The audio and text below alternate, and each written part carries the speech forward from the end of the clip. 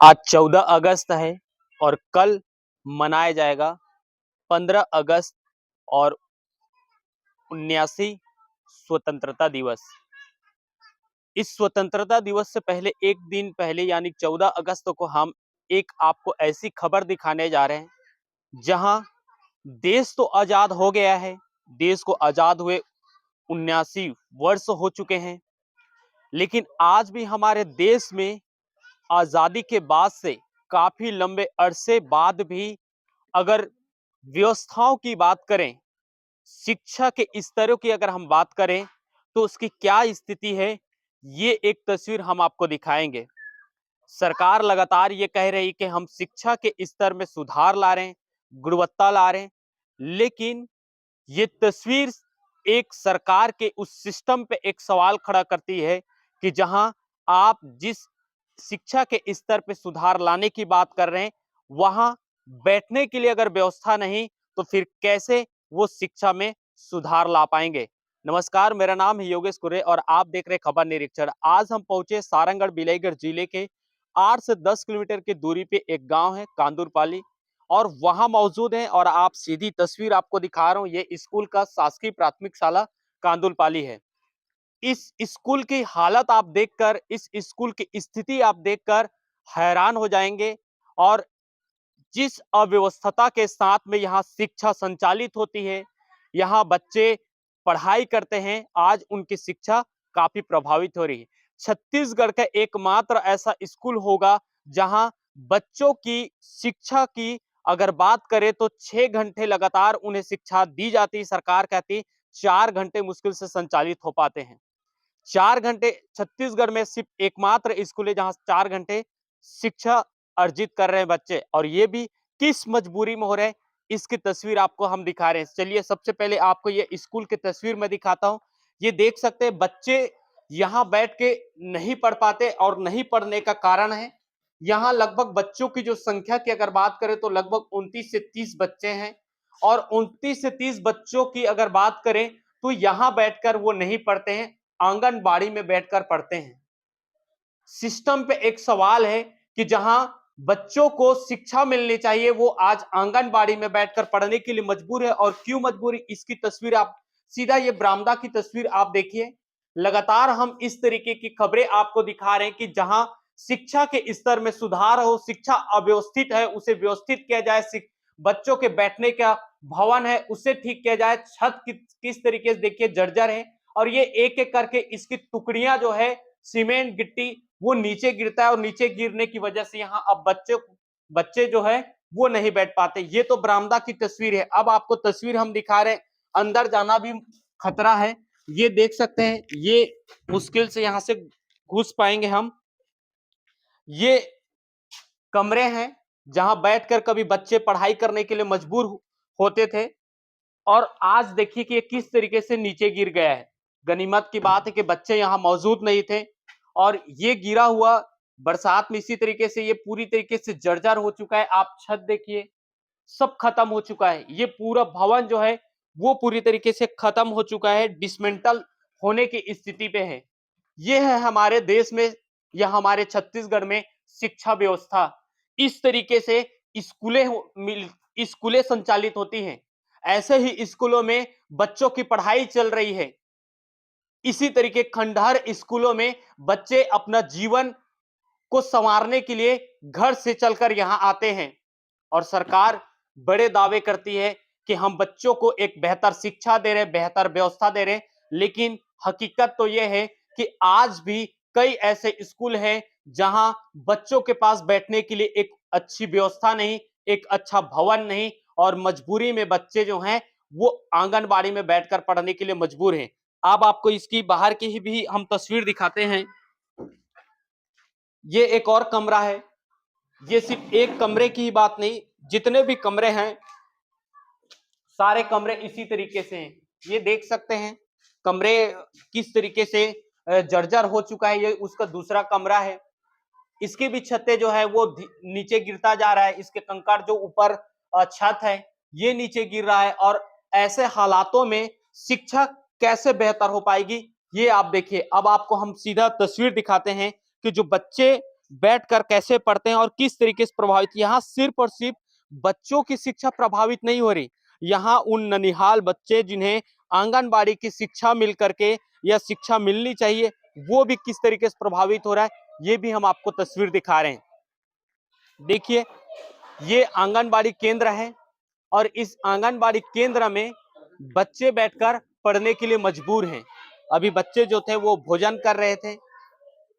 यही वो आंगनबाड़ी है जहां से स्कूल संचालित किया जाता है। अब सवाल ये उठता है कि आंगनबाड़ी में अगर बच्चे बैठकर पढ़ रहे हैं तो फिर आंगनबाड़ी के बच्चे कहाँ बैठते हैं?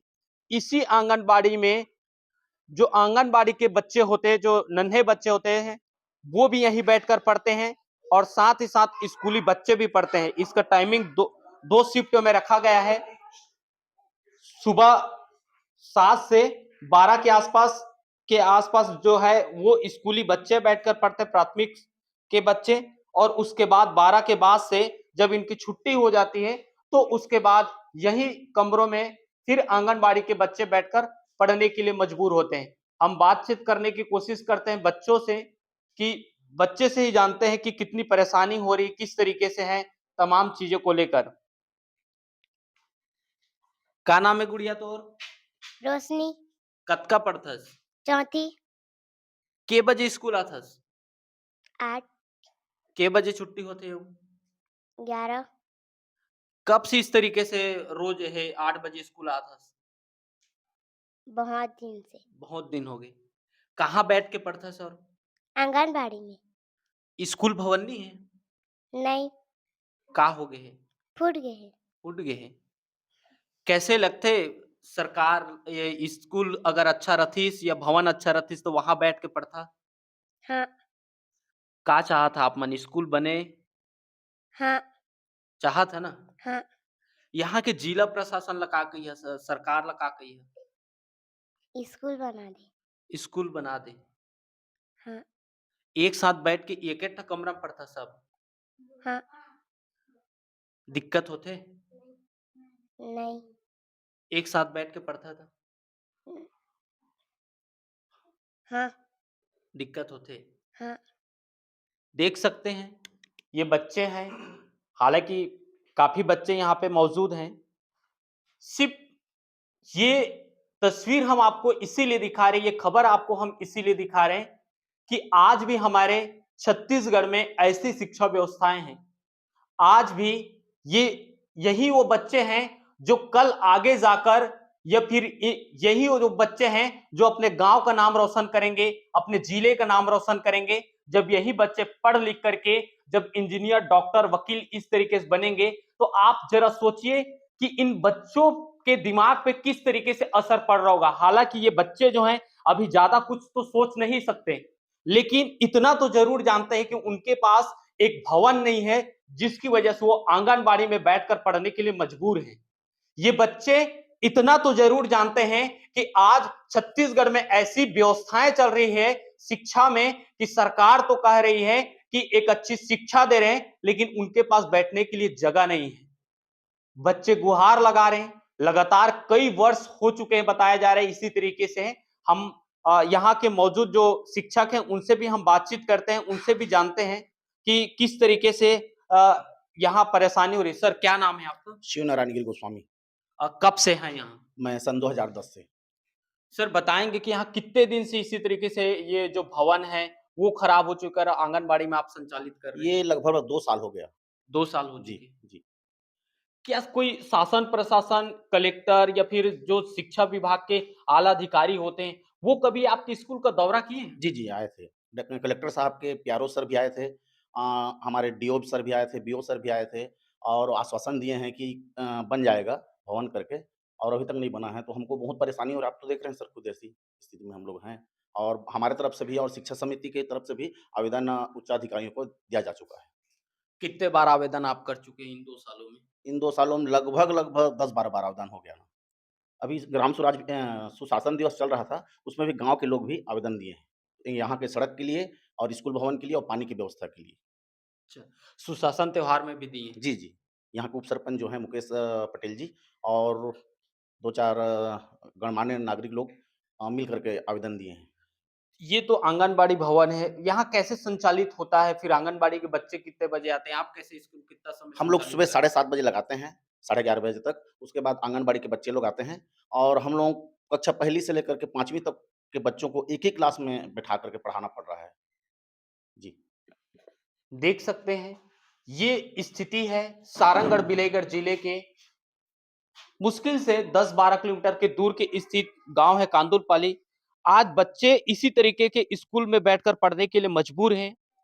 उनके पास तो स्कूल ही नहीं है, आंगनबाड़ी में बैठकर पढ़ रहे हैं। तो कहीं न कहीं जरा आप सोचिए कि लगातार जो प्रशासनिक तंत्र है, वो भी यहाँ विजिट कर चुके हैं। विभाग के आला अधिकारी भी यहाँ मौजूद हो चुके हैं, देख चुके हैं। उन्हें वास्तु स्थिति उस भवन की भी पता है, लेकिन उसके बावजूद भी आज तक इस समस्या का समाधान नहीं हो पाया। आखिर हमारे देश का या हमारे राज्य का ये कैसा विकास है? आखिर 2 सालों में ये इन बच्चों को एक अच्छा भवन नहीं मिल पाया, जबकि ये स्थिति बनी है कि इन 2 सालों में लगातार कई बार स्कूल के माध्यम से ग्रामीणों ने लगातार शासन प्रशासन को अवगत करा चुके हैं।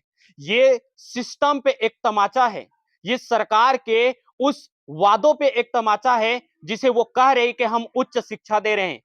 अगर उच्च शिक्षा होती या शिक्षा व्यवस्थाएं ठीक होती तो आज ऐसे स्कूलों की तस्वीर हमें दिखाना नहीं पड़ता। फिलहाल ये तस्वीर और ये खबर हम यही उम्मीद के साथ दिखा रहे कि जिला प्रशासन और प्रदेश के जो मुखिया हैं विष्णुदेव साय और साथ ही साथ शिक्षा जो मंत्री हैं उनसे भी हम आग्रह करेंगे कि ऐसे स्कूलों को वो सबसे पहले अपनी प्राथमिकता दे विकास कार्यों में और सबसे पहले प्राथमिकता दे के ऐसे स्कूल को बनवाया जाए ताकि शिक्षा की जो व्यवस्था है वो सुधार किया जा सके। क्या नाम है आपका? मेरा नाम मुकेश पटेल है। मैं ग्राम कांदुरपाली का निवासी हूँ और ग्राम पंचायत बेगिंडी का उप सरपंच हूँ। ये ग्राम पंचायत के अंडर में आता है ये स्कूल और कांदुरपाली में स्थित है, जो मेरेछी गांव है। और ये स्कूल 2 साल से जर्जर स्थिति में है, छत गिर गई है, जिसका नया स्कूल का निर्माण के लिए आवेदन डाला गया था सुशासन त्यौहार में, जो अभी तक क्लियर नहीं हो पाया है। और यहाँ के बच्चे आंगनबाड़ी में बैठ रहे हैं और आंगनबाड़ी का भी टाइमिंग चेंज कर दिया गया है और उससे बच्चों लोग को बैठने की अच्छा से नहीं बन पा रहा है। तो कृपया इनको नया स्कूल का निर्माण के लिए पैसा का वो कर दें।